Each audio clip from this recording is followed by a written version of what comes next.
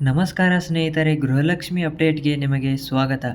ಸ್ನೇಹಿತರೆ, ಸಾಕಷ್ಟು ಜನ ಕಾಯ್ತಾ ಇರೋದು ಗೃಹಲಕ್ಷ್ಮಿ ಯೋಜನೆಯ 21ನೇ ಕಂತು ಮತ್ತು 22ನೇ ಕಂತಿನ ಹಣ ಯಾವಾಗ ಜಮಾ ಆಗುತ್ತೆ ಅಂತ.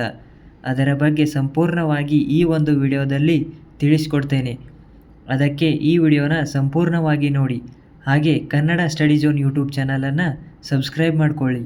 ನೋಡಿ ಸ್ನೇಹಿತರೆ, ಇಲ್ಲಿಯವರೆಗೂ ನಿಮಗೆ 20ನೇ ಕಂತಿನ ಹಣದವರೆಗೂ ಎಲ್ಲ ಫಲಾನುಭವಿಗಳಿಗೆ ಹಣ ಜಮಾ ಆಗಿರುವಂಥದ್ದು ಸ್ನೇಹಿತರೆ.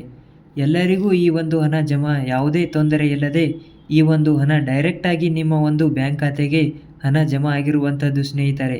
ಸ್ವಲ್ಪ ಲೇಟ್ ಆದರೂ ಪರವಾಗಿಲ್ಲ, ಎಲ್ಲರಿಗೂ ಈ ಒಂದು ಹಣ ಜಮಾ ಆಯಿತು. ಇನ್ನು ಕೆಲವರಿಗೆ 19ನೇ ಕಂತಿನ ಹಣ ಜಮಾ ಆಗಿಲ್ಲ, ಅವರಿಗೂ ಕೂಡ ಈಗ ಹಂತ ಹಂತವಾಗಿ ಈ ಒಂದು ಹಣ ಜಮಾ ಆಗ್ತಿರುವಂಥದ್ದು ಸ್ನೇಹಿತರೆ. ಪೆಂಡಿಂಗ್ ಹಣ ಕೂಡ ಈಗ ಎಲ್ಲರಿಗೂ ಜಮಾ ಆಗ್ತಾ ಇದೆ.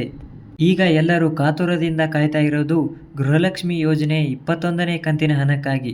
ಸೊ ಯಾವ ಜಿಲ್ಲೆಗಳಿಗೆ ಈ ಒಂದು ಹಣ ಬರ್ತಾ ಇದೆ ಅಂತ ಹೇಳ್ತೀನಿ ನೋಡಿ ಸ್ನೇಹಿತರೆ. ಗೃಹಲಕ್ಷ್ಮಿ ಯೋಜನೆ 21ನೇ ಕಂತಿನ ಹಣದ ಬಗ್ಗೆ ಲಕ್ಷ್ಮೀ ಹೆಬ್ಬಾಳ್ಕರ್ ಅವರು ಒಂದು ಹೇಳಿಕೆಯನ್ನು ಕೊಟ್ಟಿದ್ದಾರೆ.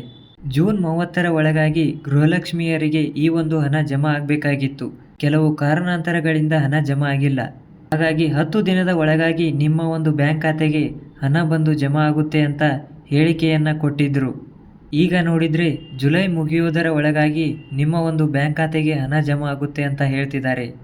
ಗೃಹಲಕ್ಷ್ಮಿ ಯೋಜನೆ 21ನೇ ಕಂತಿನ ಹಣ ಜಮಾ ಮಾಡೋದಕ್ಕೆ ಎಲ್ಲ ಕ್ಲಿಯರ್ ಮಾಡಿದ್ದೀವಿ ಅಂತ ಹೇಳಿದರು. ಆದರೆ ಇನ್ನೂ ಈ ಒಂದು ಹಣ ಜಮಾ ಆಗಿಲ್ಲ.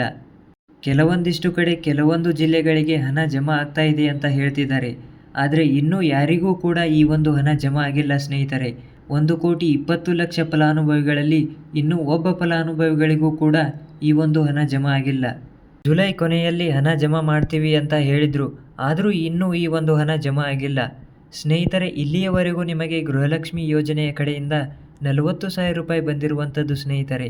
ಗೃಹಲಕ್ಷ್ಮಿ 1ನೇ ಕಂತಿನಿಂದ ಹಿಡಿದು 20ನೇ ಕಂತಿನವರೆಗೂ ಎಲ್ಲ ಫಲಾನುಭವಿಗಳಿಗೆ 40,000 ರೂಪಾಯಿ ಬಂದಿರುವಂಥದ್ದು ಸ್ನೇಹಿತರೆ.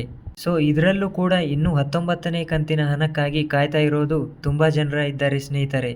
ಎಲ್ಲರಿಗೂ ಕೂಡ ಈ ಒಂದು ಹಣ ಬಂದೇ ಬರುತ್ತೆ ಸ್ನೇಹಿತರೆ.